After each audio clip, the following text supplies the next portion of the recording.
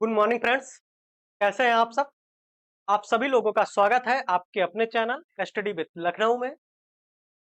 जैसा कि आप सभी लोग जानते हैं, हम लोग इस time R O A R O exam 2025 R O A R O exam 2025 जो 27 जुलाई को निर्धारित है। 27 जुलाई को होने वाली है। इसके अंतर्गत जो हमारा सिलेबस है 200 क्वेश्चन, उसमें 60 क्वेश्चन जो आते हैं वो सामान्य हिंदी से आते हैं। और सामान्य हिंदी के अंतर्गत मुख्य रूप से केवल 6 टॉपिक पूछे जाते हैं और प्रत्येक टॉपिक से 10-10 क्वेश्चन पूछे जाते हैं। प्रत्येक टॉपिक से कितने क्वेश्चन पूछे जाते हैं? तो प्रत्येक टॉपिक से 10-10 क्वेश्चन पूछे जाते हैं। टोटल नंबर ऑफ क्वेश्चंस होगा तो 60 हो जाएगा, यानी कि 60 क्वेश्चन पूछे जाते हैं। इस टॉपिक के अंतर्गत अभी तक हम लोगों ने तत्सम और तद्भव की क्लास जो कंप्लीट कर ली है। दूसरा आपने देखा है विशेषण और विशेष। विशेषण और विशेष के अंतर्गत मुख्य रूप से हम लोगों ने 2 क्लास कंप्लीट की है। पहले क्लास में विशेषण और विशेष की थ्योरी, विशेषण के प्रकार, विशेष क्या होता है, प्राविशेषण क्या होता है, इनको जाना। और दूसरे क्लास में विशेषण बनाने की प्रक्रिया क्या होती है, उसके नियम क्या होते हैं और ट्रिक क्या होते हैं, जैसे किसी विशेषण की पहचान कैसे की जाएगी, वो सीखा अभी तक हम लोगों ने। क्लास हमारी तीसरी थी वाक्य शुद्धि। वाक्य शुद्धि वाक्य शुद्धि और वर्तनी शुद्धि।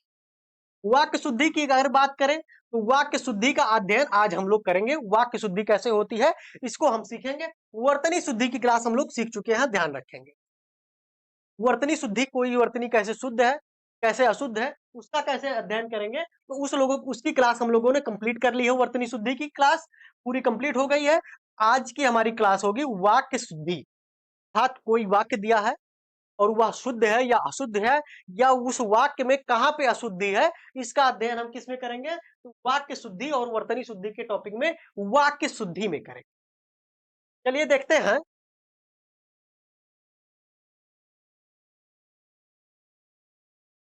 वाक्य शुद्धि के अंतर्गत नियम पहला देखेंगे। कौन सा नियम देखेंगे? तो पहला नियम देखेंगे वाक्य शुद्धि के अंतर्गत। पहला नियम क्या हो जाएगा? तो कारकों का सही क्रम होना चाहिए। वाक्य शुद्धि के अंतर्गत कौन सा वाक्य शुद्ध है, कौन सा वाक्य अशुद्ध है, इसका अध्ययन हम कब कर पाते हैं? तो सबसे पहले हमें किस चीज का ध्यान रखना होता है? तो हमें ध्यान रखना चाहिए कि क्या किसी वाक्य में कारकों का सही क्रम है, कारकों का जो क्रम है उसका सही रूप से उपयोग किया गया है। और यदि कारकों के क्रम का उपयोग सही रूप से नहीं है तो वो क्या होगा? तो वो वाक्य अशुद्ध होगा। कारकों के क्रम का अगर बात करें तो कौन सा क्रम होता है? तो कारक होते हैं, आप सभी लोग जानते हैं। कारक की अगर बात करें तो टोटल 8 कारक होते हैं। टोटल कारक कितने होते हैं? तो टोटल 8 कारक होते हैं। 8 कारक। और कौन कौन से? तो जैसे संबोधन हो जाएगा, संबंध हो जाएगा, कर्ता हो जाएगा, अधिकरण हो जाएगा, अपादान हो जाएगा, संप्रदान हो जाएगा, करण हो जाएगा, कर्म हो जाएगा और क्रिया हो जाएगी। ये क्या है? तो ये कारक है। और इन कारकों का जो क्रम हो वो उसी क्रम में प्रयोग होने चाहिए। सबसे पहले क्या होना चाहिए? तो सबसे पहले संबोधन होना चाहिए। दूसरा क्या होना चाहिए? उसके बाद फिर संबंध होना चाहिए, उसके बाद कर्ता आना चाहिए, उसके बाद अधिकरण आना चाहिए 4 नंबर, और 5वें नंबर पे अपादान आना चाहिए। 6वें नंबर की बात करें तो संप्रदान हो जाएगा, और 7वें नंबर पे करण हो जाएगा। 8वां नंबर पे बात करें तो क्या हो जाएगा? कर्म। और सबसे लास्ट में यानी कि 9वें नंबर पे क्या होती है? क्रिया आनी चाहिए। ये कारकों का क्रम होना चाहिए। कारक सभी लोग सोच रहे होंगे कि जैसे संबोधन, संबंध थोड़ा सा आपको कठिन पड़ रहा होगा। क्यों? क्योंकि ये मैंने क्रम के हिसाब से लिख दिया। आप क्या याद किए हैं उसको देखिए। जैसे आपने याद किया कर्ता, कर्ता कारक, कर्म कारक, ये याद किए हैं आपने। कर्ता कारक, कर्म कारक, करण कारक, करण कारक, उसके बाद आपने याद किया संप्रदान कारक, संप्रदान कारक, संप्रदान के कारक के बाद आपने याद किया अपादान कारक,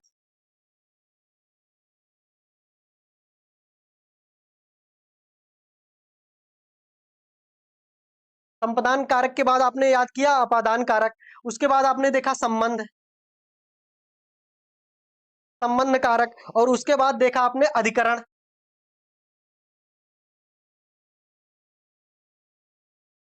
उसके बाद अधिकरण और सबसे अंत में आपने देखा संबोधन।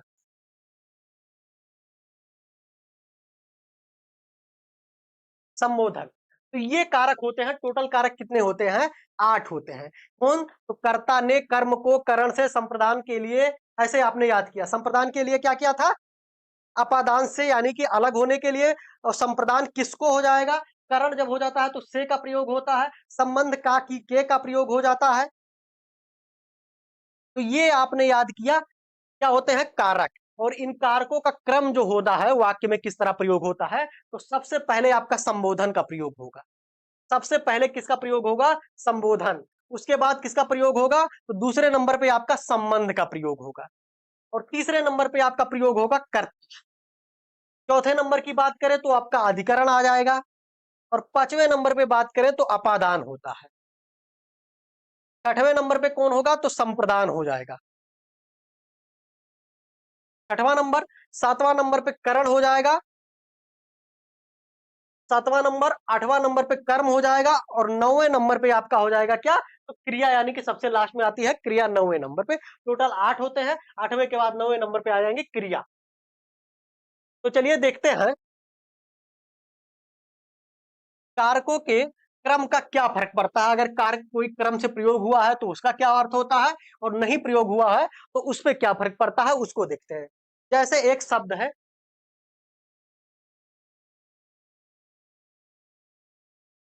हे राम, ये क्या हो गया? संबोधन हो जाएगा। तो हे राम, उसके बाद क्या हो जाएगा? तो गंगा तट पर दशरथ पुत्र राम।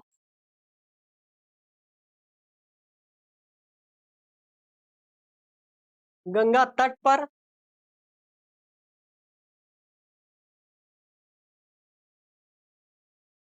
दशरथ पुत्र राम। दशरथ पुत्र राम ब्राह्मणों को,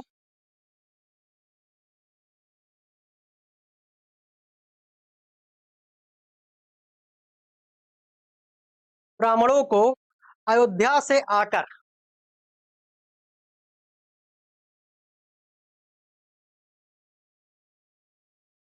अयोध्या से आकर, अयोध्या से आकर अपने हाथ से,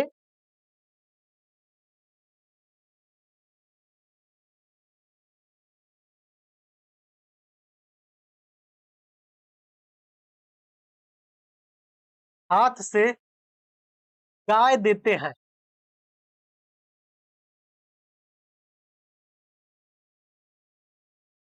गाय देते हैं। अब इसमें क्या है? तो 8 के 8 कारक हमने इस वाक्य में प्रयोग कर लिए हैं। अब ये देखेंगे कि क्या ये शब्द, क्या ये वाक्य सही है। तो हे राम, गंगा तट पर दशरथ पुत्र राम ब्राह्मणों को अयोध्या से आकर अपने हाथ से गाय देते हैं। अब आप कुछ लोग सोचेंगे कि शुद्ध है या अशुद्ध है, तो ये सही है या गलत है, इसका निर्णय कैसे होगा? तो कारक चिन्हों के प्रयोग के क्रम से होता है। तो अब ये अगर बात करें तो ये क्या है? तो ये अशुद्ध है। क्यों है? तो देखिए, सबसे पहले क्या होना चाहिए? संबोधन होना चाहिए। संबोधन है। उसके बाद संबंध होना चाहिए। तो संबंध में क्या हो जाएगा? तो सबसे पहले क्या हो जाएगा? दशरथ पुत्र राम। दशरथ पुत्र संबंध आ गया। तो ये गंगा तट पे पहले नहीं होगा, पहले दशरथ पुत्र राम होगा। क्या होगा देखते हैं पहले। तो सबसे पहले संबोधन हो जाएगा हे राम। हे राम संबोधन हो गया। उसके बाद प्रयोग करेंगे किसका? संबंध। कोई संबंध है, उसकी पहचान कैसे करेंगे? तो संबंध की पहचान कैसे किया जाता है? तो वो जुड़ा रहता है किसी से। ठीक है, संबंध किसी से, तो दशरथ पुत्र राम, संबंध की पहचान आपकी हो जाएगी। तो सबसे पहले क्या हो जाएगा? संबोधन हो गया। उसके बाद क्या हो जाएगा? संबंध हो जाएगा। तो हे राम दशरथ पुत्र राम। दशरथ पुत्र राम।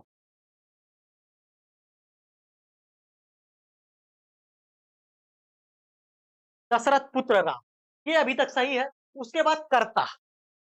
दशरथ पुत्र हो गया संबंध, और कर्ता हो गया राम। तो दशरथ पुत्र आपने देखा संबंध, और कर्ता आपने देख लिया राम। तीन चीज देख लिया, संबोधन देख लिया, संबंध देख लिया, कर्ता देख लिया, तीनों का क्रम देख लिया। अब एक बात होगी कि अधिकरण। अधिक पर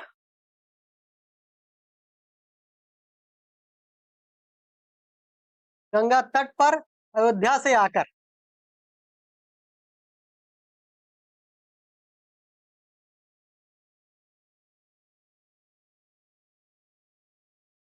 गंगा तट पर अयोध्या से आकर ब्राह्मणों को,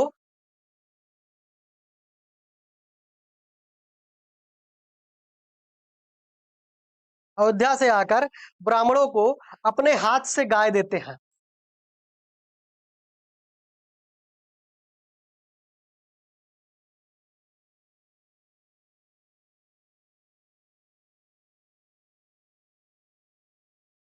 अब यहाँ पे दो वाक्य हो गए।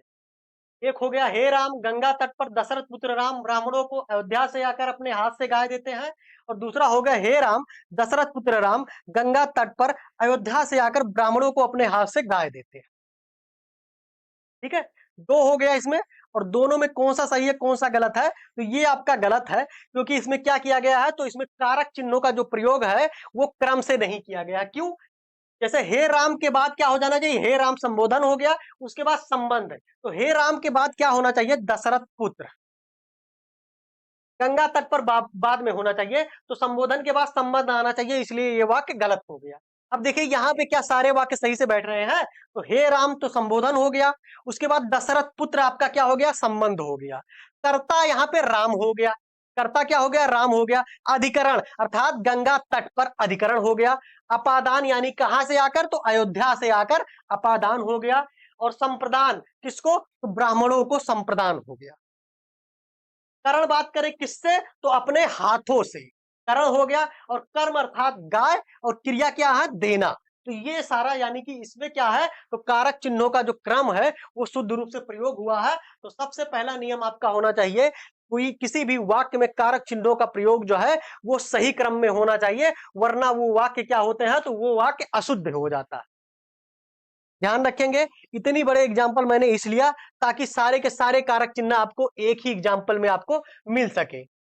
नोट करेंगे, एक से दो बार आप पढ़ेंगे, इसको मिला के पढ़ना कि संबोधन के बाद संबंध आया, कर्ता आया, अधिकरण आया, अपादान आया, संप्रदान आया, करण आया, कर्म आया, क्रिया आया, कैसे पता चलता है। तो थोड़ा सा मैं आपको ये भी बता देता हूं।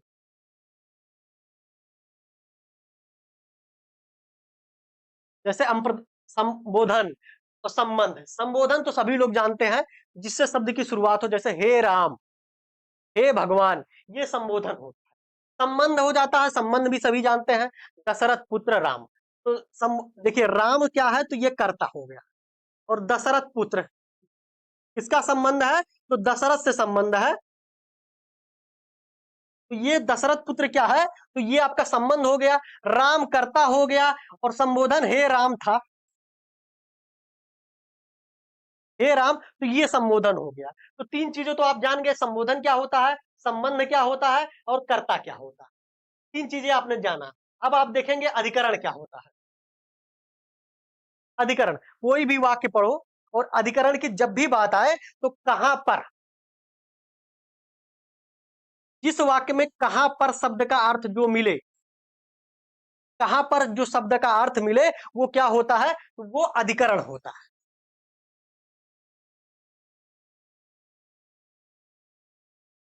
कहां पर जब शब्द का अर्थ मिले तो वो क्या होता है, तो वो अधिकरण होता है। और यहाँ कहां पे हो जाएगा, कहां पर हो गया था, तो गंगा तट पर। अधिकरण यहाँ क्या हो गया था, तो गंगा तट पर। गंगा तट पर क्या था, तो अधिकरण शब्द का यहाँ पर प्रयोग था। कहां पर अर्थ का मिल रहा है, तो वो आपका अधिकरण हो गया। दूसरा आप अधिकरण आपने हो गया अपादान। अपादान का अर्थ क्या होता है, तो कहां से, कहां से, यहां अलग होने का भाव होता है। तो कहां से की बात करें अलग होने के संदर्भ में, देखिए अलग होने का भाव हमेशा होगा कहां से। और ये किसकी बात कर रहे हैं, तो ये बात कर रहे हैं अपादान की पहचान कैसे करेंगे। अपादान जो शब्द होता है वो हमेशा क्या होता है, तो कहां से का अर्थ निकलता है अपादान से। कहां से का जो अर्थ निकाले वो क्या होता है, अपादान। तो कहां से, तो अयोध्या से आकर।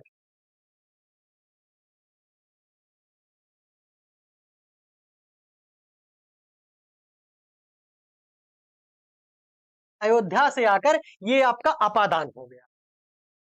नेक्स्ट हम देखेंगे, अपादान आपने देख लिया, उसके बाद अधिकरण देख लिए, अब संप्रदान देखेंगे। संप्रदान क्या होता है, तो संप्रदान की पहचान करेंगे किसको, प्रश्नवाचक चिन्ह किसको का जब अर्थ मिलता है तो वो क्या होता है, तो वो संप्रदान होता है। अब किसको का अर्थ अगर जो मिला वो किसको, तो ब्राह्मणों को। तो ब्राह्मण जो थे वो क्या थे, तो वो यहाँ पे क्या थे, तो संप्रदान थे। करण बात हो गई। करण का अर्थ होता है से। करण का क्या अर्थ होता है, से या किससे, से अथवा किससे। तो देखिए दशरथ पुत्र राम कहां पर, गंगा तट पर, कहां से, अयोध्या से आकर ब्राह्मणों को से या किससे, मतलब हाथों से, अपने हाथों से। तो यहां प्रयोग होगा अपने हाथों से,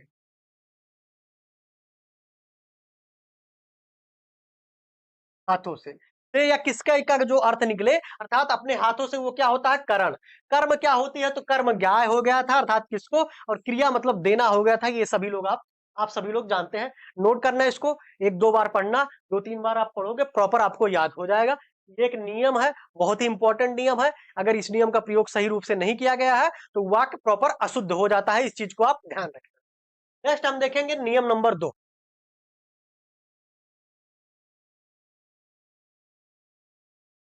नियम नंबर 2 के अंतर्गत बात करेंगे, शब्दों की पुनरावृत्ति नहीं होनी चाहिए। किसी एक ही वाक्य में एक ही अर्थ वाले दो शब्द कभी नहीं होने चाहिए, वरना वाक्य क्या होते हैं, तो गलत हो जाते हैं। जैसे बात करें अगर हम, जैसे में बात करें अगर हम, तो उसे मृत्यु दंड की सजा मिली, एक शब्द है,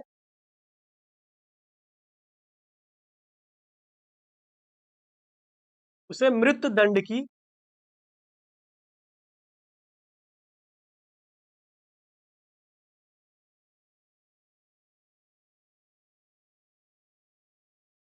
सजा मिली। देखने में लग रहा है आप लोगों को वाक्य शुद्ध है, लेकिन वाक्य क्या है, तो वाक्य अशुद्ध है। क्यों वाक्य अशुद्ध है, तो क्या कहा जा रहा है, समान अर्थ वाले शब्दों की पुनरावृत्ति नहीं होनी चाहिए। मृत्यु दंड, दंड भी यहाँ हो गया और सजा भी हो गया। तो दोनों का अर्थ क्या होता है, सजा। दंड और सजा दोनों क्या होते हैं, एक समान अर्थ के हैं। और तो क्या होती है, तो ऐसे शब्दों की पुनरावृत्ति नहीं होती है, तो ये आपका गलत हो जाएगा। शुद्ध क्या हो जाएगा, उसे मृत्यु दंड मिला,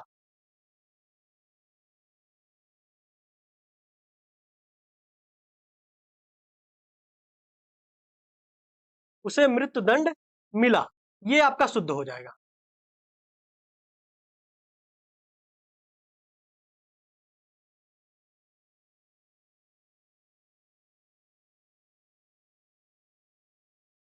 उसे मृत्यु दंड मिला, ये आपका शुद्ध हो जाएगा। तो नियम नंबर 2 आप लोगों ने देखा, शब्दों की पुनरावृत्ति नहीं होनी चाहिए। और कैसे, तो ये हो गया। आपको एक एक के मैं बहुत सारे एग्जांपल करवाऊंगा। वर्तनी और वाक्य शुद्धि में, वाक्य शुद्धि के अंतर्गत 500 क्वेश्चन हम लेके आएंगे, जहां आपको इन नियमों को प्रॉपर यूज करना है। अभी मैं आपको एक एक दो दो एग्जाम्पल बताते हुए सारे नियमों को कंप्लीट करेंगे, ठीक है।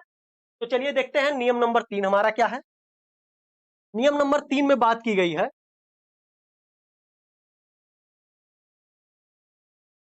नियम नंबर 3 में बात की गई है कि जैसे यद्यप, किसी शब्द में यद्यप शब्द का प्रयोग हुआ है तो उसके साथ प्रयोग होगा तथापि का। या तो के साथ ना तो प्रयोग होगा। या तो आप घर जाओ, ना तो जो मन करे वो करो। तो ये आपका या तो के साथ किसका प्रयोग होगा, ना तो का प्रयोग होगा। जो के साथ सो का प्रयोग होगा, ध्यान रखेंगे। और जितना के साथ किसका प्रयोग होता है, तो उतना। जितना आपने काम किया उतना हमने दाम दिया, जितना के साथ उतना शब्द का प्रयोग होगा। जैसा के साथ वैसा शब्द का प्रयोग होगा। जैसा आपने कर्म किया वैसा आपको फल मिला। तो ध्यान रखेंगे इन शब्दों का प्रयोग कैसे होता है। जैसा के साथ हमेशा ही वैसा शब्द का प्रयोग होगा। अगर किसी अन्य शब्द का प्रयोग हुआ है तो वाक्य क्या होता है, तो वाक्य गलत हो जाता है। जितना के साथ उतना का ही हमेशा प्रयोग होगा। अन्य शब्दों का प्रयोग हुआ है तो वो भी गलत हो जाएगा। तो ध्यान रखेंगे, नियम नंबर 3 हो गया। नियम नंबर 4 की बात करेंगे हम। नियम नंबर 4, नियम नंबर 4 की हम बात करेंगे। अपने नाम के पहले, अपने नाम के पहले या बाद में कभी भी सी, श्री अथवा जी का प्रयोग नहीं करते हैं। जैसे मेरा नाम है, आप बोलिए कोई अपना नाम और उसके आगे अगर श्री लगाइए, जैसे मेरा नाम है श्री धर्मेंद्र, तो वो आपका गलत हो जाएगा। या धर्मेंद्र, मैं हूं धर्मेंद्र जी, तो वो भी आपका गलत हो जाएगा। इस चीज को भी आप ध्यान रखेंगे। नियम नंबर 4। नियम नंबर 5 में बात की गई है, कागजों की जांच होती है। कागज का प्रयोग, मान लीजिए कोई कागज है तो उसके साथ प्रयोग क्या होगा, तो कागजों की जांच होगी। ध्यान रखेंगे, कागजों के साथ किसका प्रयोग होता है, तो जांच की। और कामों का, जैसे किसी काम का देखने गए हैं तो उसका निरीक्षण होता है। इस चीज को आप ध्यान रखेंगे। कामों का क्या होता है, तो कामों का निरीक्षण होता है। जैसे पुल हो गया, पुल का निरीक्षण होगा। किसी ऑफिस में गए, कागज देख रहे हैं, तो कागजों की निरीक्षण नहीं होता, कागजों की जांच होती है। तो ये शब्द प्रयोग होते हैं, उस चीज को आप ध्यान रखेंगे। नेक्स्ट हमारा हो जाएगा नियम नंबर 6। नियम नंबर 6 के साथ बात करेंगे तो बहुवचन के साथ बहुवचन का प्रयोग होता है। जैसे आज, एग्जाम्पल देखते हैं इसका। बहुवचन के साथ बहुवचन का प्रयोग होता है। जैसे आज आपके,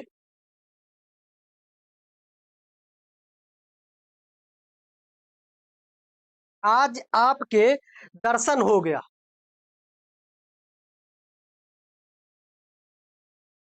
आज आपका, तो आपके क्या जाएगा, आपका कर देते हैं।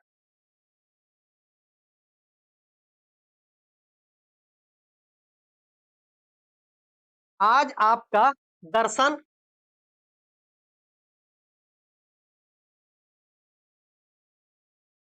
हो गया। अब क्या आपको देखने में लग रहा होगा कि ये वाक्य प्रॉपर क्या है, तो शुद्ध है, जबकि ये वाक्य शुद्ध नहीं है, अशुद्ध है। क्यों? क्योंकि बहुवचन के साथ बहुवचन, आपका क्या है, बहुवचन शब्द है। और बहुवचन के साथ गया नहीं होगा, गए होगे। जैसे आज आप, आज आपके, आपके दर्शन हो गए, ये वाक्य शुद्ध होता है।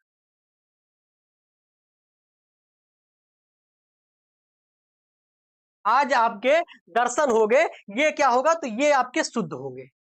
और ये क्या हो गए, तो ये आपका अशुद्ध होगा। क्यों? क्योंकि देखिए ज्यादातर क्या होता है, सम्मान सूचक शब्द, ज्यादातर सम्मान सूचक शब्द क्या होते हैं, तो वो बहुवचन होते हैं। जैसे पिताजी, दादाजी, माताजी, आपके, ये सारे क्या होते हैं, तो बहुवचन होते हैं।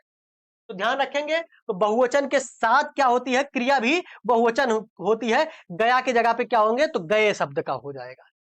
नेक्स्ट हम देखेंगे नियम नंबर 7।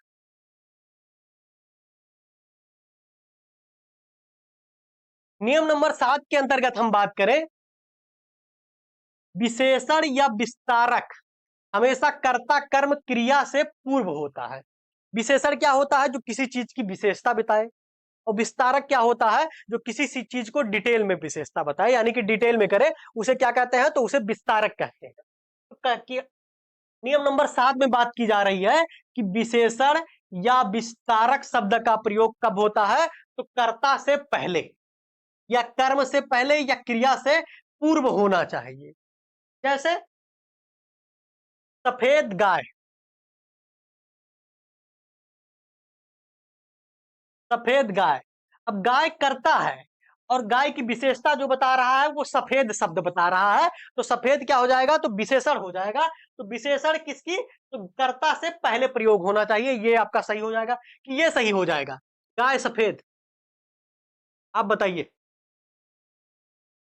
सफेद गाय सही होगा कि गाय सफेद होगा, तो गाय सफेद आपका गलत हो जाएगा। तो इस आधार पे क्या होता है, तो विशेषण विस्तारक कर्ता कर्म क्रिया से पूर्व प्रयुक्त होता है। और देख लेते हैं एग्जांपल। जैसे सफेद गाय हो गया, उसके बाद देखेंगे हरी घास।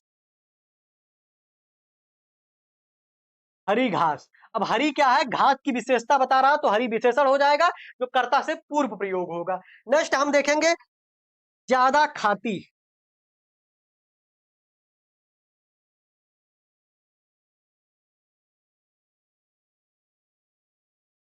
ज्यादा खाना, एक शब्द मान लीजिए, ज्यादा खाना। तो ज्यादा क्या है, खाना की विशेषता बता रहा है, ज्यादा। तो ज्यादा शब्द क्या हो जाएगा, तो विशेषण हो जाएगा। और ये खाना से हमेशा पूर्व आएगा। तो विशेषण या विस्तारक हमेशा कर्ता, कर्म, क्रिया से पूर्व आएगा। जैसे क्रिया एक शब्द हो जाएगा, दौड़ना एक क्रिया है और दौड़ना की विशेषता बता रहा तेज, तेज दौड़ना, तो तेज हमेशा कहां प्रयुक्त होगा, तो तेज हमेशा क्रिया से पूर्व प्रयोग होगा। नेक्स्ट हम देखेंगे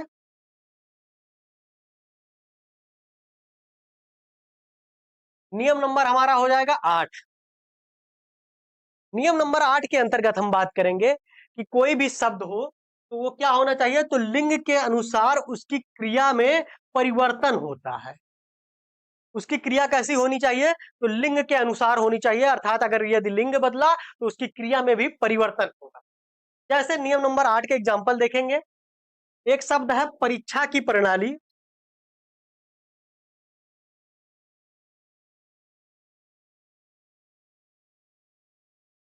परीक्षा की प्रणाली बदलना चाहिए।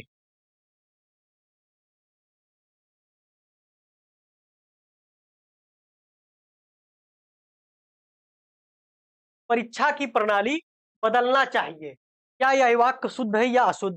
अब अगर आपको नियम नहीं मालूम है तो ये क्या हो जाएगा, आपके लिए तो ये शुद्ध हो जाएगा, किंतु यह अशुद्ध है तो ये शुद्ध नहीं है, ये क्या है, अशुद्ध है। और अशुद्ध क्यों है, तो इसका शुद्ध रूप क्या हो जाएगा, तो परीक्षा जो शब्द होता है वो क्या होता है, परीक्षा जो शब्द है ये स्त्रीवाचक होता है, पुरुषवाचक नहीं होगा, क्या स्त्रीवाचक होगा। तो परीक्षा के साथ बदलना नहीं होगा, बदलनी होगा।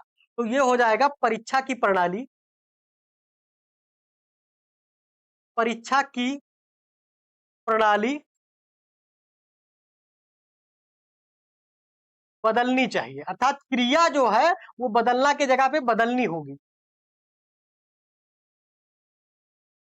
परीक्षा की प्रणाली बदलनी चाहिए, ये आपका शुद्ध वाक्य हो जाएगा। ध्यान रखेंगे, कर्ता के अनुसार, कर्ता अगर क्या होगा, पुरुषवाचक है तो लिंग क्रिया भी क्या हो जाएगा, पुरुषवाचक। कर्ता अगर आपका स्त्रीवाचक है तो वो क्रिया भी आपकी क्या हो जाएगा, तो वो भी आपका स्त्रीवाचक हो जाएगा। नेक्स्ट हम देखेंगे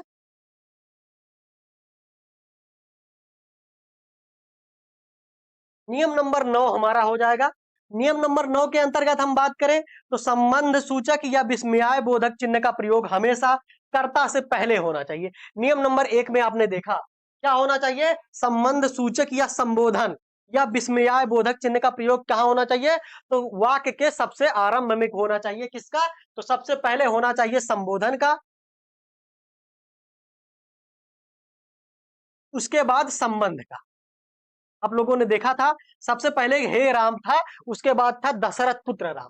तो सबसे पहले हे राम संबोधन, फिर दशरथ पुत्र संबंध था। तो सबसे पहले संबंध, संबोधन, संबंध, उसके बाद विस्मयाय बोधक चिन्ह का प्रयोग होना चाहिए वाक्य में।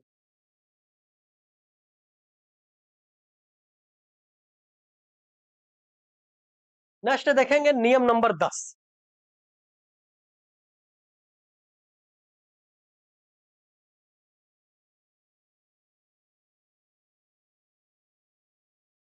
नियम नंबर 10, नियम नंबर 10 के अंतर्गत बात करें, जब कर्ता के साथ ने का प्रयोग हो तब कर्म के साथ को का प्रयोग अनिवार्य होता है। जब कर्ता के साथ ने का प्रयोग हो तो कर्म के साथ को का प्रयोग अनिवार्य होता है। थोड़ा सा एग्जांपल देखेंगे इसका कैसे होता है। तो जैसे पुलिस ने चोर पकड़ा, एक शब्द आपका हो जाएगा, पुलिस ने चोर पकड़ा। क्या यह वाक्य शुद्ध है, तो यह वाक्य अशुद्ध है। क्यों, जब कर्ता के साथ पुलिस यानी कि कर्ता के साथ ने का प्रयोग हुआ है तो कर्म यानी कि चोर के साथ को का प्रयोग अनिवार्य होगा, इसलिए यह वाक्य अशुद्ध है। शुद्ध वाक्य क्या हो जाएगा, तो शुद्ध वाक्य आपका हो जाएगा,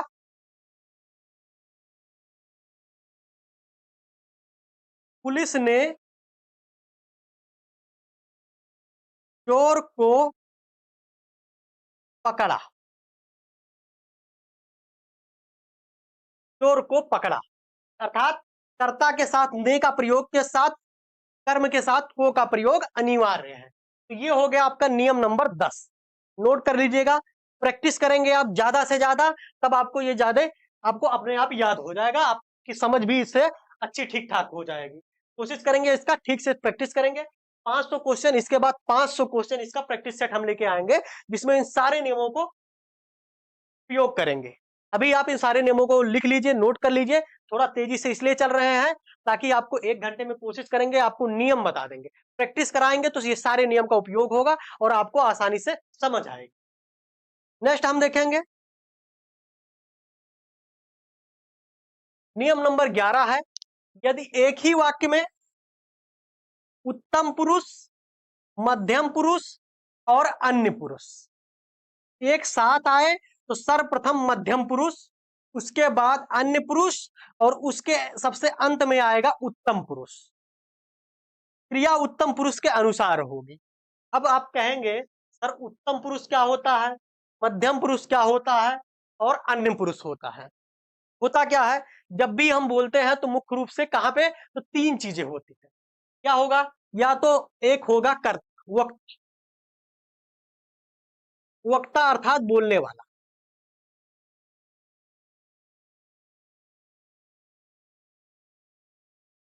वक्ता अर्थात बोलने वाला, और ये क्या होता है, तो ये होता है आपका उत्तम पुरुष।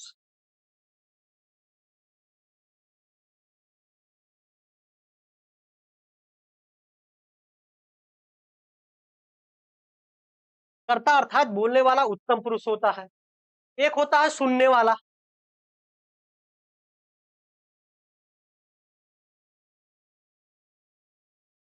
सुनने वाला, ये हो जाएगा आपका मध्यम पुरुष।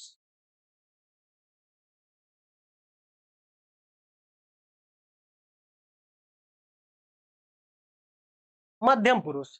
और तीसरा जिसके बारे में बात कर रहे हैं,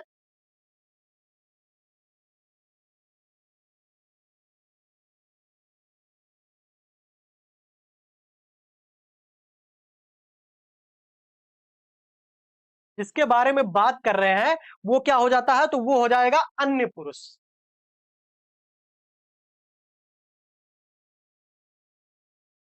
अन्य पुरुष। अब वक्ता अर्थात बोलने वाला, जैसे मैं,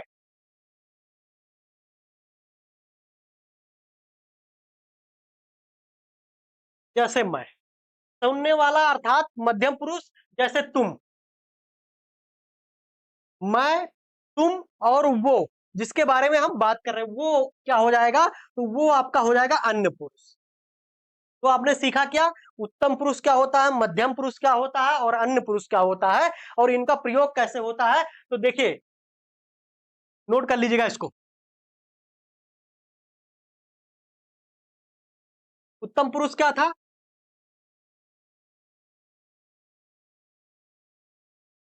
उत्तम पुरुष अर्थात वक्ता अर्थात मैं, मध्यम पुरुष अर्थात तुम,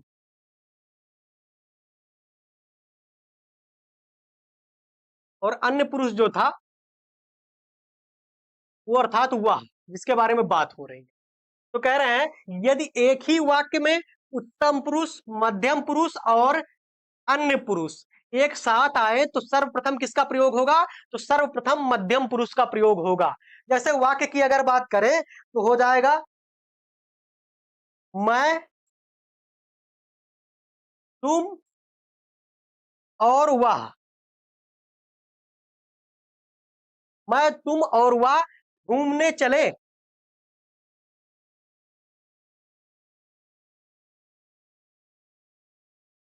मैं, तुम और वह घूमने चले, ये क्या होगा, तो जिसको अगर इस नियम का नॉलेज नहीं होगा, 11 नंबर नियम का, उसके लिए तो ये वाक्य क्या है, शुद्ध है। किंतु क्या है, व्याकरण की दृष्टि से ये वाक्य अशुद्ध है। क्यों अशुद्ध है, तो सबसे पहले किसका प्रयोग होगा, तो सबसे पहले आपका हो जाएगा, तो सर्वप्रथम किसका प्रयोग होगा, तो सर्वप्रथम मध्यम पुरुष का प्रयोग होगा। और मध्यम पुरुष कौन है, तो मध्यम पुरुष है तुम, तो सबसे पहले आएगा तुम। उसके बाद किसका प्रयोग होगा, उसके बाद प्रयोग होगा अन्य पुरुष का, तुम, वह। तुम के बाद वह आ गया। अन्य पुरुष क्या था, तो अन्य पुरुष वह था। और सबसे अंत में तो अंत में आएगा उत्तम पुरुष। और उत्तम पुरुष कौन था? तो उत्तम पुरुष मैं, तुम वह और मैं, तुम वह और मैं हो गया, घूमने चले था। अब देखिए तुम वहां और मैं हो गया, और क्रिया क्या होगी, किसके अनुसार होगी? तो मैं के अनुसार होगी। तो तुम वह और मैं घूमने चले, मैं या हम?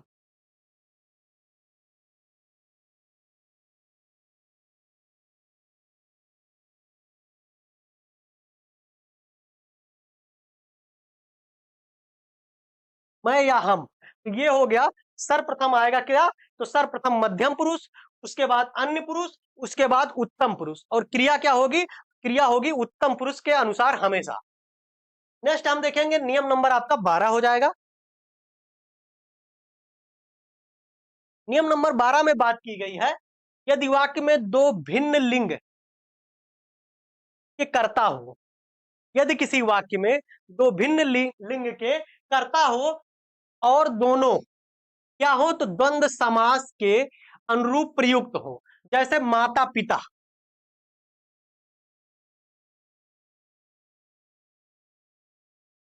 माता पिता, देखिए योजक चिन्ह का मैंने प्रयोग किया, आप लोगों को वर्तनी शुद्धि में मैंने बताया था कि द्वंद्व समास के शब्दों के बीच हमेशा क्या होती है? तो योजक चिन्ह का प्रयोग होता है, तो इसको भी आप ध्यान रखेंगे।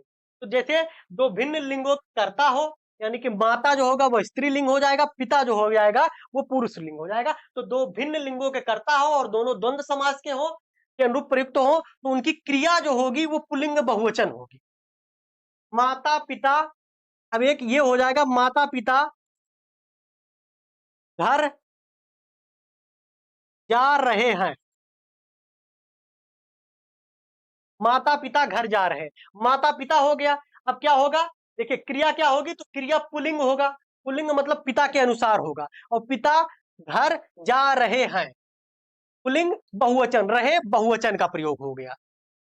जाना क्रिया हो गया, तो ये हो गया क्या? पिता के अनुसार हो गया, माता के अनुसार नहीं होगा, ध्यान रखेंगे। ये नहीं होगा माता पिता घर जा रही हैं, ये नहीं होगा, ध्यान रखेंगे। तो ये आपका हो गया नियम नंबर 12। यदि वाक्य में दो भिन्न लिंग के कर्ता हो, यदि वाक्य में दो भिन्न लिंग के कर्ता हो और द्वंद्व समास के अनुरूप प्रयुक्त हो, तो उनकी क्रिया क्या होती है? तो उनकी क्रिया हमेशा पुल्लिंग बहुवचन में होगी। नियम नंबर 12 था आपका। नियम नंबर 13 देखते हैं हम।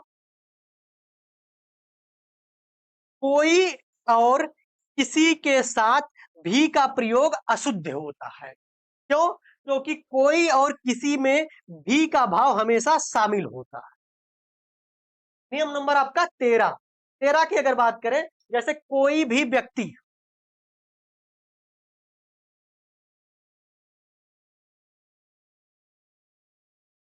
हम लोग प्रयोग करते हैं, कोई भी व्यक्ति घर नहीं जा रहा,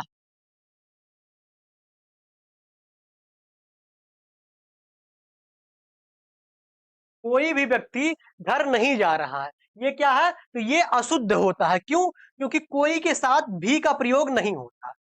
या किसी भी व्यक्ति, एक शब्द हो जाएगा, किसी भी, किसी भी बच्चे को घर नहीं जाना है। अब देखिए यहाँ किसी हो गया, किसी के साथ भी आ गया, और यहाँ कोई हो गया, इसके साथ भी आ गया। और ये भी शब्द जो होते हैं ये वर्तनी की दृष्टि से गलत होते हैं। कब? जब किसी और कोई के साथ भी प्रयुक्त होता है तो।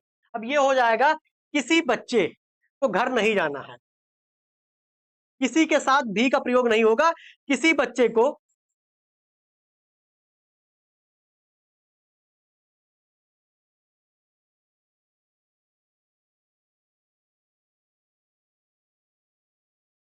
किसी बच्चों को घर नहीं जाना है, ये आपका शुद्ध हो जाएगा और ये आपका अशुद्ध हो जाएगा। जैसे यहाँ हो गया, कोई भी व्यक्ति घर नहीं जा रहा है, तो इसका क्या हो जाएगा? ये अशुद्ध हो जाएगा, और इसका शुद्ध रूप क्या हो जाएगा? तो कोई व्यक्ति घर नहीं जा रहा है, ये आपका शुद्ध रूप हो जाएगा। होता क्या है, हम लोग बोलते बोलते वर्तनी को क्या करते हैं, व्याकरण की दृष्टि से गलत बोलने लगते हैं, और वही हम सामान्य प्रयोग करने लगते हैं जो हमें लगता है सही है, किंतु ये व्याकरण की दृष्टि से क्या होते हैं, तो ये गलत हो जाते हैं। नेक्स्ट हम देखेंगे नियम नंबर आपका 14। नियम नंबर 14, नियम नंबर 14 में बात की गई है पर शब्द का प्रयोग सामान्य ऊंचाई के लिए, जबकि ऊपर शब्द का प्रयोग क्या होता है, विशेष ऊंचाई के लिए होता है। जैसे पहाड़ क्या है, तो पहाड़ एक विशेष ऊंचाई की बात हो जाएगी, तो पहाड़ के साथ प्रयोग क्या होगा, तो पहाड़ के ऊपर एक मंदिर है, तो यहां तो ऊपर का प्रयोग सही है।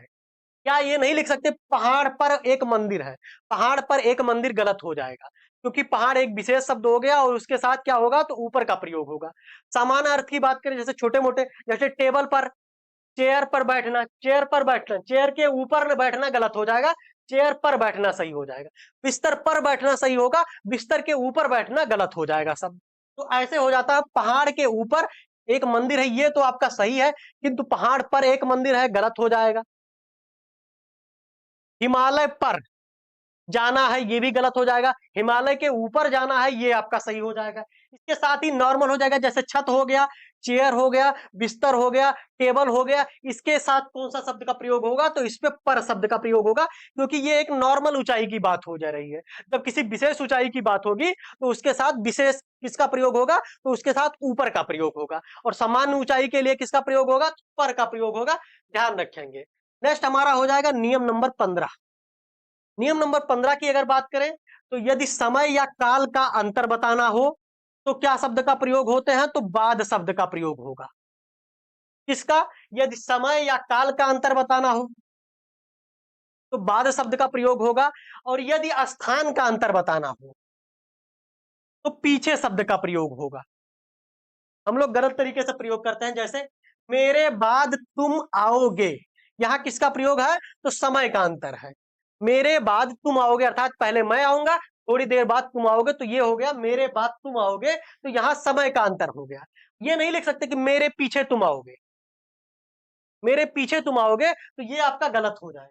जैसे गाड़ी पीछे चल रही है, गाड़ी पीछे चल रही है, हम है हमारे पीछे गाड़ी चल रही है, तो यहाँ पे समय किसका, स्थान का अंतर हो जाएगा। ध्यान रखें, हम यहाँ पे थोड़ी दूर के पीछे हमारी गाड़ी चल रही है, तो वो क्या हो जाएगा, तो वो स्थान का अंतर हो जाएगा, तो वहां पे आपका सही हो जाएगा।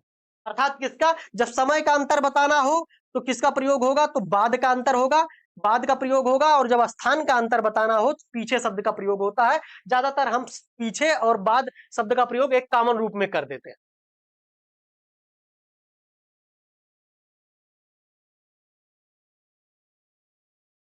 जैसे हम बोल देते हैं इसका, वह आपसे पीछे आया,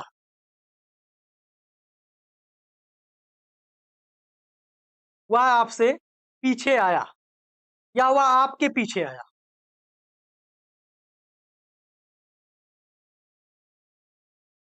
वह आपसे पीछे आया। अब यहां अगर समय यानी कि समय का अंतर बताना है, समय कि हम पहले आए, हमारे 1 घंटा बाद हुआ आए, यानी कि आपसे पीछे आया, तो समय का अंतर बताना है, तो क्या हो जाएगा, तो ये पीछे शब्द क्या हो जाएगा, समय की दृष्टि से गलत हो जाएगा, बाद हो जाएगा। वह आपके या आपसे बाद आया, तो ये आपका हो गया नियम नंबर 15।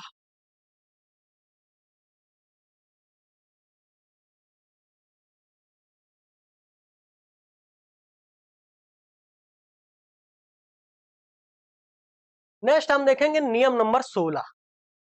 नियम नंबर 16 के अंतर्गत देखिए, मेरा ये नियम लाने का मुख्य अर्थ क्या है, कि आप एक पेज में 3-4 पेज बनाइए, 3-4 पेज में सारे नियमों को लिखिए, कम से कम 3 से 4 बार आप इनको रिवीजन कीजिए, उसके बाद आप प्रैक्टिस कीजिए। प्रैक्टिस करेंगे तो इन सारे नियमों के अनुसार आपको ये समझ में आएगा कि कोई वर्तनी अगर अशुद्ध लिखा गया है कि ये अशुद्ध है, तो अशुद्ध क्यों है उस चीज को आप जान पाएंगे। ये सारे नियम उसके लिए है। वरना क्या होता है, आप पढ़ लेंगे ये अशुद्ध है ये शुद्ध है, और रट्टा मानना पड़ जाता है। कभी कभी आपको ये भी समझ में नहीं आता कि ये अशुद्ध है तो क्यों अशुद्ध है, उसको भी आप समझ नहीं पाते हैं। तो नियम नंबर 16 होता है आयु शब्द। आयु समस्त जीवन काल के लिए प्रयोग होता है, जबकि अवस्था साधारण वर्ष को कहते हैं। जैसे आपसे अगर कोई पूछे कि आयु क्या है, आपसे कोई पूछ रहा है कि आपकी आयु क्या है,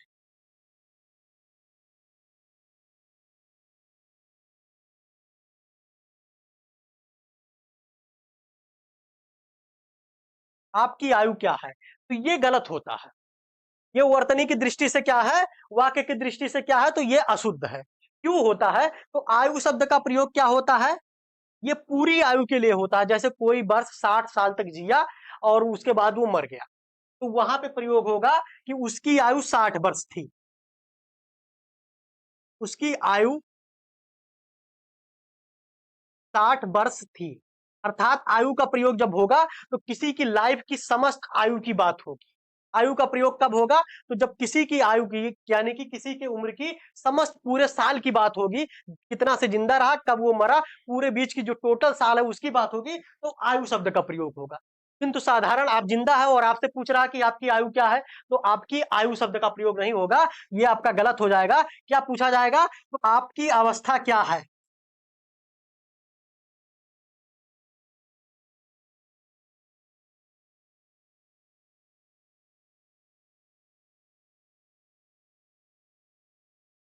आपकी अवस्था क्या है, क्या है, या आपकी अवस्था 40 वर्ष की है। देखिए, आपकी अवस्था 40 वर्ष का है, ये तो आपका सही हो जाएगा। किंतु आपकी आयु 40 वर्ष का है और आप ही से पूछ रहा है, आप जिंदा है, तो ये आयु यहाँ पर योग नहीं हो। ये किसके बारे में, ये पूछा जा सकता है कि उनकी आयु कितनी थी, आयु कितनी थी, अर्थात वो टोटल कितने, वर्तमान में वो नहीं है, तो वहां पे वो आयु शब्द का प्रयोग होगा। नेक्स्ट देखेंगे नियम।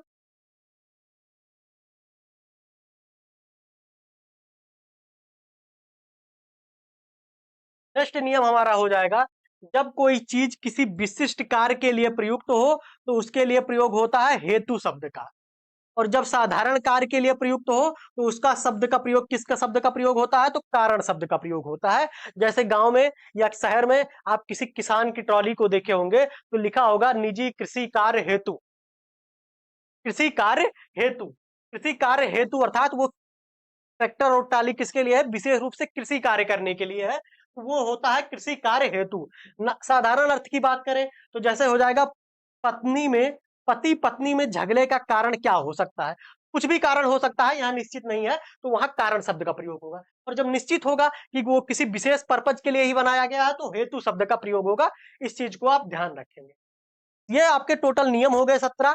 इसको आप नोट करना, प्रॉपर 2-3 बार पढ़ना, प्रैक्टिस करना, आपको बहुत बेहतर हो जाएगा वाक्य शुद्धि। इसके साथ आपको कुछ मैं इसके रूल बता देता हूं, किसके साथ किस चीज का प्रयोग होता है।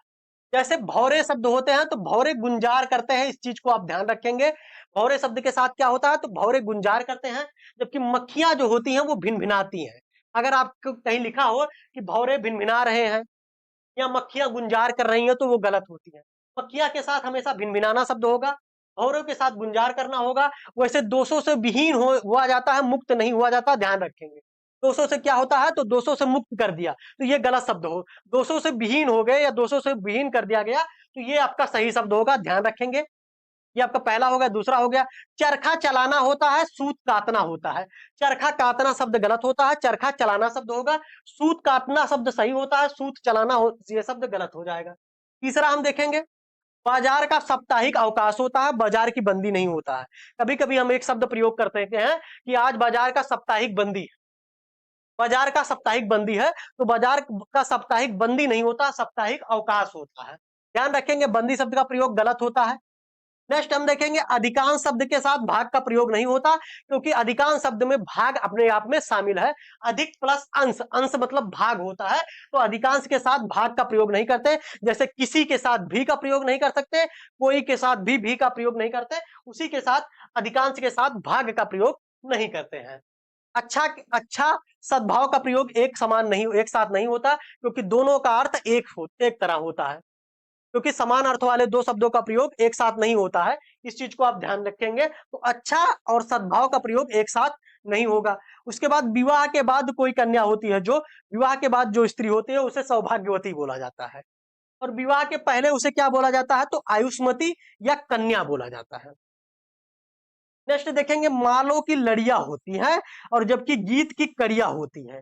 जैसे हम लोग बोल देते हैं ना, गीत की 2-4 लड़ियां सुना दीजिए, तो जी गीत की 2-4 कड़ियां हो जाती है, या मालों की 2-4 कड़ियां दे दीजिए, तो मालों की क्या हो जाती है, मालों की लड़ियां हो जाती है। छोटा कोई बड़े को कोई सामान दे, तो उसको अर्पण कहते हैं। जैसे मैं अपने टीचर को क्या करूं, तो मैं अपने सर को कोई चीज अर्पित करूंगा, या मैं भगवान को कोई चीज क्या करूंगा, अर्पित करूंगा। और जबकि बड़ा छोटे को जब कोई दे तो प्रदान करता है, जैसे भगवान हमें कोई चीज देंगे तो प्रदान करेंगे और हम उनको अर्पित करेंगे। जैसे हम भगवान को माला चढ़ाते हैं तो माला का क्या करते हैं, अर्पण करते हैं। और जैसे भगवान जी मान लीजिए हमको आशीर्वाद देते तो आशीर्वाद प्रदान करते हैं, ध्यान रखेंगे प्रदान शब्द का प्रयोग होगा। कौन, जब बड़ा छोटे को कुछ देगा तो प्रदान शब्द का प्रयोग होगा, और जब छोटा बड़े को कुछ देगा तो वो वहां पे अर्पण या अर्पित शब्द का प्रयोग होगा।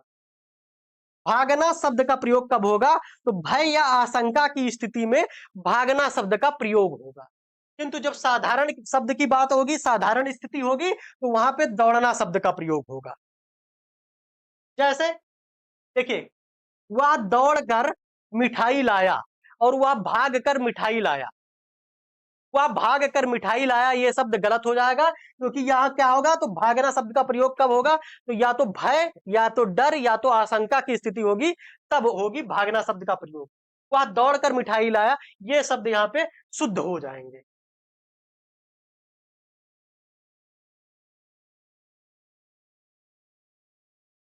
इसके साथ साथ कुछ चीजें और जानेंगे।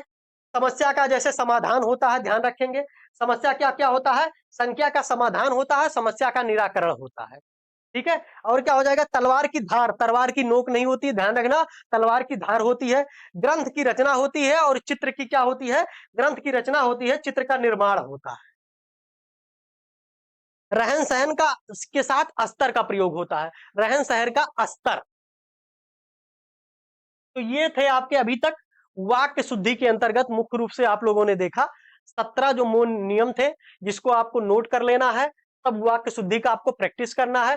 दूसरी चीज हम लोगों ने देखा, कुछ शब्द होते हैं जैसे गुंजार, विहीन, अवकाश, तातना, चलाना, भिन भिनाना, सद्भाव, अच्छा, सौभाग्यवती, आयुष्मती, लड़िया, कड़िया, अर्पित, प्रदान, आशंका, समाधान, इन सारे शब्दों का प्रयोग हम किसके साथ और कब की स्थिति में करते हैं, किस स्थिति में करते हैं, उनका अध्ययन किया।